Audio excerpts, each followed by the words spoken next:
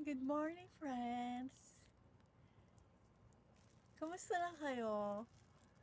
Paano ang gising nyo ngayong umaga? Masaya ba?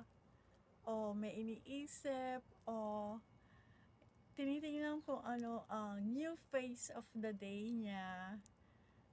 Ito naman po ako, ang inyong Sister Glenda. Meron akong hawak na tasty. Friends, dito muna tayo sa bakery. Bumibili ko ng strawberry tangkoy. Dito yata meron. Saka yung cholesterol. Sa akin yan, pakasama na dyan. 500 binigay ko. Oo. 10 piraso o medyo. Teka lang friends, may wallet. Stay lang tayo dito. Dito muna tayo sa gilid. Marami bumibili kasi. So, ngayon, nandito na tayo sa Pampanga Market. May bibilong pa kasi. Yung breakfast ko rin ngayon, ang Pampanga Market. Dito na tayo. Alam ko yung bibili. Wait lang ha. Malapit na tayo doon.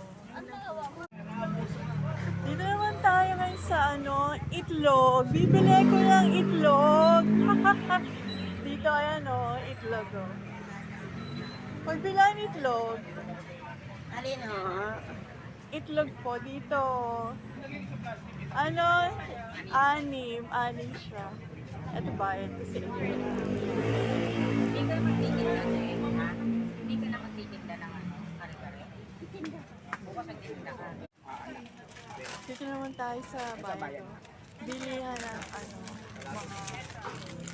yung mga tinda na yan. Bumili ko na dragon sleeve, tapos bangos. Dito nga sasabihin kasi mamaya Nak-17 pa po. na naman ako, maglalabas naman ako pinamili ko dito lang naaalam na natin kung ano yung mga pinamili. Wait lang po ha. Malang po. Ayan ako, pagpahinga muna ako dito ha. Bibili naman ako ng lugaw. Gusto ko mag-breakfast ng lugaw. Punta na tayo dun sa counter, wala na bumibili. Dito. Pagbilan, lugaw. Isang order lang.